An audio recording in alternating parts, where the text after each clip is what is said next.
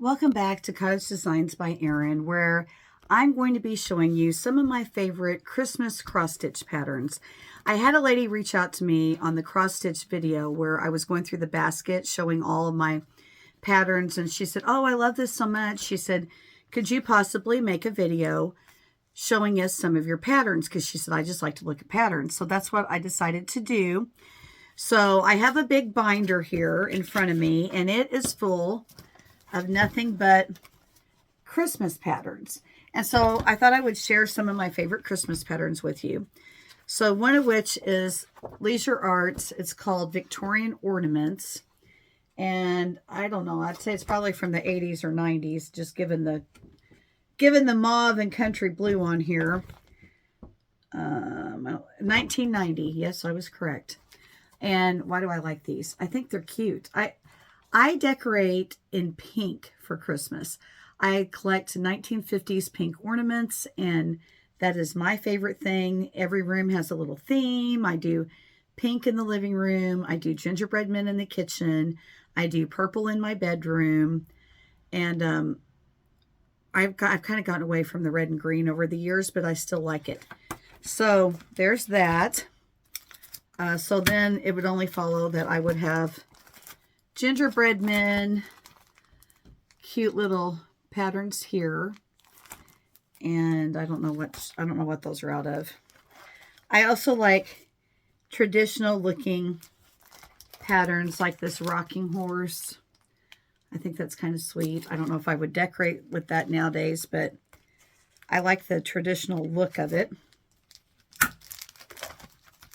Okay, I have a bunch of patterns in here I photocopied. You don't want to see those because it's just black and white. I love cats. And so I have this sweet little pattern here that they framed of this little kitten coming out of the stocking. And that's just precious.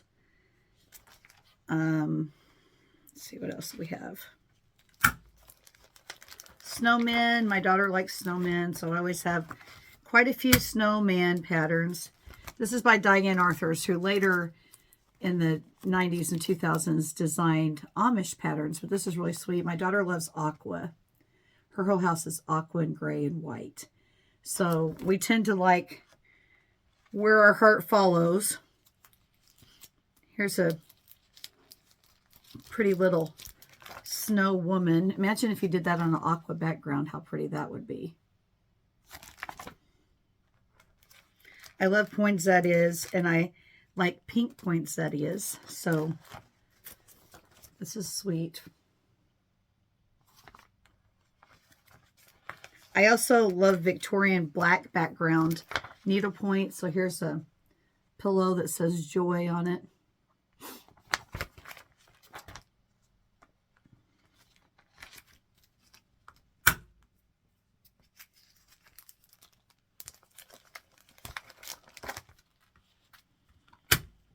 This is kind of sweet. I probably sew it on a black background.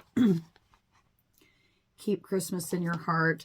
We mix in primitives along with our other things just to give the whole house a homey look. Ugh, I'm having a hard time getting this back in the binder. I'm really a Victorian at heart. I love all things 1800s. And so if something's got a Victorian flair to it, chances are I'm going to like it. Here is a huge book, which cost $5 many moons ago. It's $5 back then, was expensive. This is an Alma Lynn Christmas pattern book. And I like the carolers kissing. I think that is so sweet. So here's some of the designs in this book. You know, at one point in time, people used to really be into Santas, and now they're into snowmen, and so things have changed. I started the carolers, but I can see I didn't get very far with that. But that's a sweet little Victorian pattern. I also have an Alma Lynn Santa. Back in the 90s, and here's what's awesome about these patterns by Alma Lynn. They have these huge, enormous charts. So you really can't get anything wrong because, wait till you see the size of this.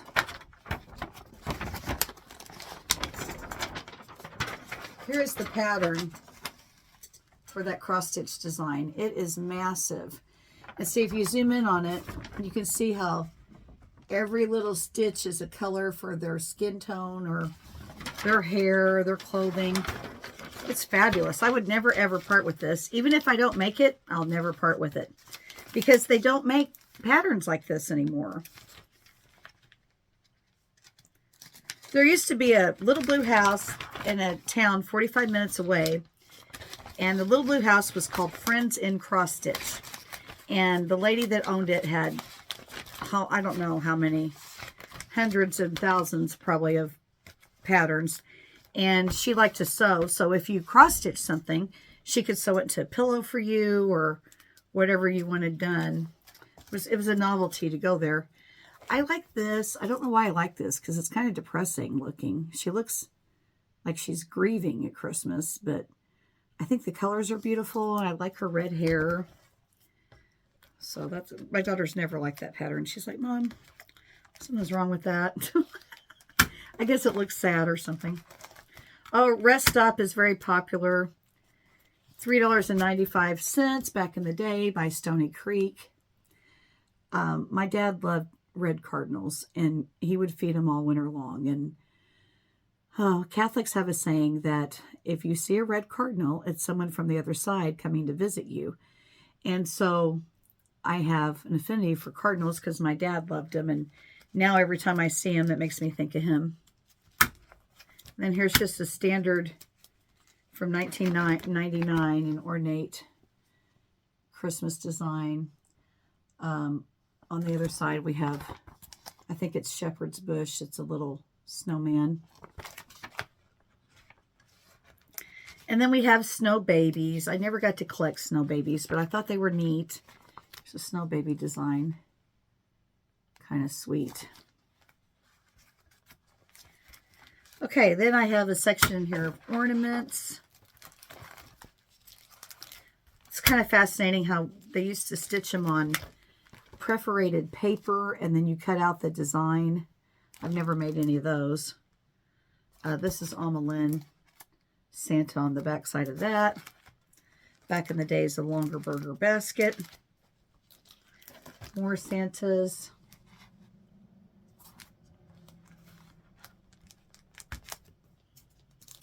The little angel. It says joy. Super sweet. And then little tiny ornaments. Like these are nice because it wouldn't take very long to stitch that up. Look how small that design is. So sweet.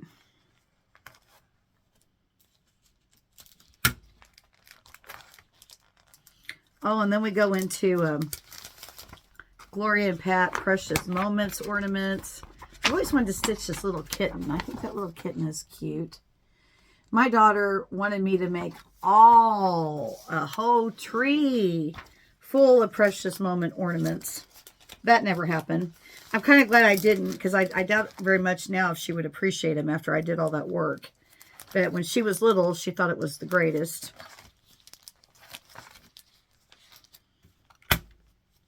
I like it to see how people use cross stitch in everyday life, and so this is a sweet little design. They stitched all these and put it on a wreath, which is kind of a cool idea.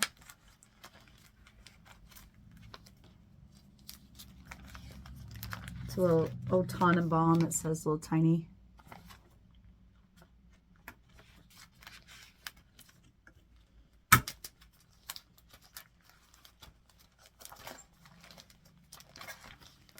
I did make this for a friend, a fingertip towel with the little horn on it. Sweet.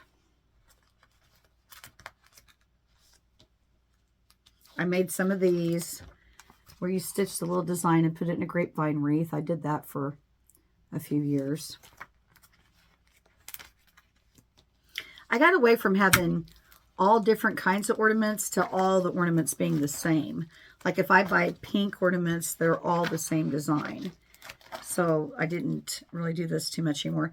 Okay, then I came into Christmas samplers.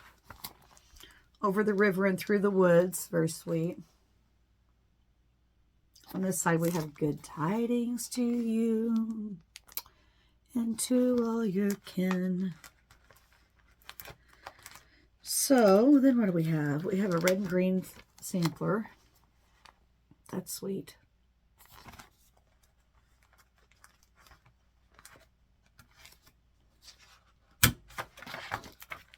And then the back part of this is all Santas.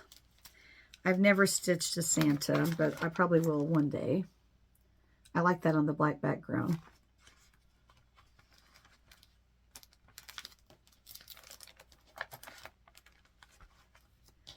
Here's a primitive Santa. All right, jolly old elf. The flip side is another Santa on the black background. I must really love those. My daughter likes blue. So here we have Arctic Santa. And then we have a Santa that focuses on blue on this side.